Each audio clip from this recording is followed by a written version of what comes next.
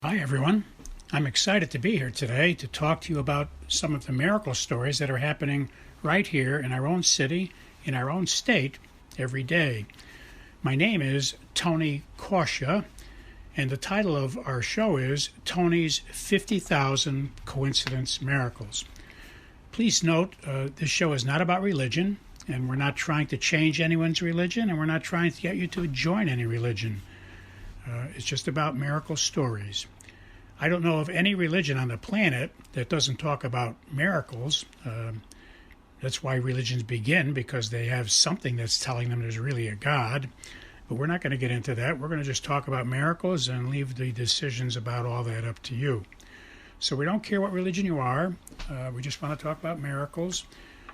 If you are an atheist, I think you'll enjoy the program as well, although I can't guarantee you'll remain an atheist very long after you hear many convincing stories, coincidence kinds of stories about miracles. You can email me your own stories if you wish. We'll try to use all we can on the show. I can't guarantee we will, depending on volume and time, but you're welcome to send your stories on to us, and we will mention them when we can. You can send them to the following email address. But please notice that if we do use your story, we won't mention your name. We'll keep you anonymous. And we suggest that in your story, when you send it to us, don't use your correct name. That way anyone listening will not be able to figure out that it was you that sent the story in. The email address you can send your stories to is very easy to remember. It consists of 2 words and 3 numbers. The first word is Tony, spelled Tony, and the second word is and, spelled A-N-D, and the numbers are 777. So once again, the name is Tony and 777 at AOL.com. Well, let us begin. Our first coincidence miracle today is from a woman who tells us that she woke up one morning at 4 o'clock in the morning, 4 a.m., wide awake, like it was the middle of the day. And the first thing that popped into her mind was her very close friend. They've been friends for many years. And so she said a prayer for her because her friend was pregnant, and I guess she was in the 9th month. And later that day, she got a call from her friend's family who told her that she was in fact in labor in the hospital at 4 o'clock in the morning. So this is absolutely a wonderful coincidence miracle. You know, we talk about coincidence miracles every week here, and I've been experiencing coincidence miracles for 54 years, but this is truly an excellent example of coincidence. A person wakes up and is wide awake at 4 o'clock in the morning, no reason for waking up, and gets a thought of their best friend, and she says a prayer for her best friend, and later finds out that her friend was in labor at 4 in the morning. So you can see the instances all add up to coincidences, and we need to thank God for giving us this example today to encourage the rest of us to look for our coincidence miracles during our day as well. Our next coincidence miracle is from a woman who tells us that she got engaged after dating someone for about 2 years. And 10 days after she was engaged, the man that she was engaged to died of a drug overdose, and she was really blown away and struggling with this whole event because she never spotted that he had a problem with drugs at all in the whole 2 years that they were dating. And the next thing that happens is, she mourned this terrible event because she was engaged when he wound up overdosing and dying. And so, being engaged is almost being married. You're pretty dedicated to one another when you're engaged. So you might as well say you're married because you're going to be married very soon when you're engaged. So she felt like a spouse had just died. And then she was mourning for a while, but she said that after about 2.5 years, she got engaged again and married the most wonderful man on the planet. He must be pretty fantastic, I guess. But so she thanks God for intervening in her life because she can only imagine what kind of a marriage she would have had, marrying a man and then finding out that he has a drug problem after they're married. And then she'd have to struggle with that as a spouse. So God intervened in her life, and she didn't go through that problem. And she often thinks of the man who passed away and prays and hopes that he did get to heaven when he did pass away, because we know that God is all merciful. But I think the important point here is that she sees it as a miracle from God, that God intervened and made her life work out much better, and she's committed and dedicated that she says she's married to the most wonderful man on the planet. Our next coincidence miracle is a man who relates that his father was in the hospital on a ventilator. His father had pneumonia. He doesn't say how long his father was on the ventilator, but apparently a long time, because the hospital tried to convince the family to take the father off of the ventilator because it wasn't doing any good anymore. And the doctors recommended that the father be taken off the ventilator.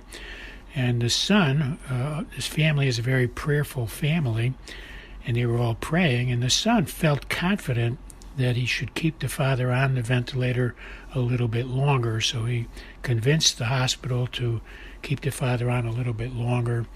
And a few days later, the father was taken off because he did recover.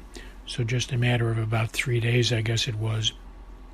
So there's a good example, really, of God does talk to us. He inspires us what to do, and we need to follow those inspirations, especially when we feel peace and positivity. If you feel peace and positivity when you're talking to God and you're getting inspirations, that's the keynote. Because if you think you're talking to God and God's talking to you and you have no peace, then you need to talk to God more about that, because when you're doing God's will, you're going to feel peace. That's the guiding principle. Our next coincidence miracle is from a couple who tell us they were going to a family wedding, but it was out of state, and they didn't know their way around, and they were following instructions, but they got lost. So they saw a man walking across a large parking lot as they were driving down the road in a small town. So they pulled into the parking lot, drove over to the man, and asked for directions. And they got directions. The man knew where the place was. They got some very simple and very clear instructions, so they knew that the man really knew where the place was. But what was so amazing that they want us to understand is the man was totally dressed in white clothing, and he had pure white hair. And after he walked away, it was snowing on this day, and after he walked away, the man of the couple that asked for the instructions was driving out of the parking lot, and he drove past where the man had been standing and walking, and there were no footprints in the snow.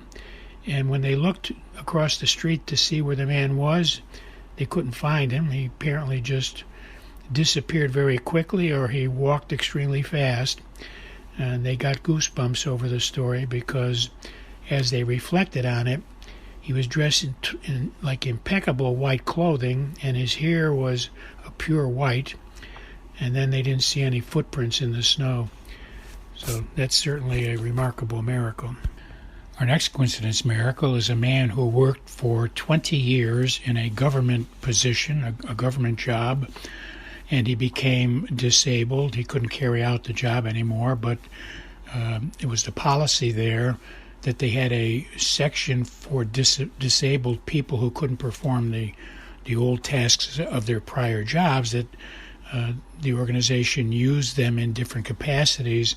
And so he was working in the same place now, but not at his old job. And he was told one day that the organization changed its policy and they would no longer be having these disabled positions available. And so he was going to find himself out of work something like a week away. And I think it was 2 weeks away. And on the last day of his job, and he was very troubled about it, he'd been there a long time, and he had special skills for that job, but he didn't have special skills for another job, and he still had his disability problem. It was something to do with walking. He had difficulty walking for long periods of time, or standing for long periods of time, either way. Had trouble with his legs. But on the last day, when he was kind of sad and had no possible jobs turn up yet, and he had a family to support, the organization he was with, and it was his last day, asked him to deliver something to another organization, and he delivered it. And when he got to the place where he was making the delivery, he met a man there who asked how he was doing, and he related the story to him, and the man said, "Golly, we just had an opening today for someone with your background and with your skills." And so he helped him get an interview, and with, he was able to land the other job. His family also is a family of prayer, and they were praying for a miracle to happen. And he got his on the last day, which convinced him it was a miracle. That's one of the things about miracles. There's evidence around them that tell you they're a miracle. The fact that it was the last day and he had no hope, etc., and they were praying. Many of the miracles I've seen in my life, there's evidence surrounding those things, like things happen just in time, or they happen to offset some other negativity, etc., etc. So, God helps us to notice that He is giving us miracles. Our next miracle story, someone is relating to us that they were selling their house, and they were moving, I guess, to Florida. And they had lived there a long time. They knew the neighbors very well, especially the neighbors on both sides of them. They had a lot of block parties there over the years, and so they knew a lot of the neighbors. They felt like their neighbors were family.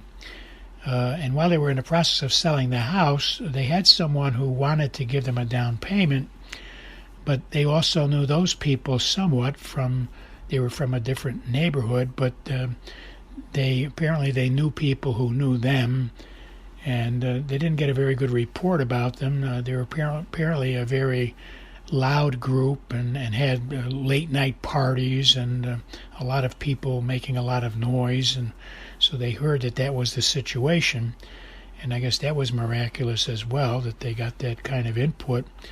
And so they shied away from accepting the offer. They made some kind of an excuse. And it was out of concern for the neighborhood that they were leaving, and out of the neighbors on both sides. And they hadn't told anybody about all this. But on the very next day, someone came to look at the place and offered them $15,000 more than they had been asking for, because the people who were trying to buy it now were coming in from out of state, and they needed to buy something quickly and sew up the deal that day. So they offered $15,000 more just to sew up the deal. So the miracle is that this person tried to do something good for his neighbors, and in the process, the next day got a sale and made $15,000 more. Well, let's recap our stories today. The first one was a woman who woke up at 4 a.m. and prayed for a friend who turned out they were in the hospital delivering a baby at 4 a.m. Another one was a woman who was going to get married, was engaged, and her fiancé wound up overdosing before they got married, and she now has the most wonderful husband on the planet. The next one was a dad who was on a ventilator. He had pneumonia, and the son prayed for him and also asked the doctors to leave him on longer, and he was cured. There was a man in white with no footprints in the snow. A man was losing his job after 20 years and got one on the last day. And the other man who avoided selling property got a $15,000 bonus. God bless you all. I'll talk to you next week.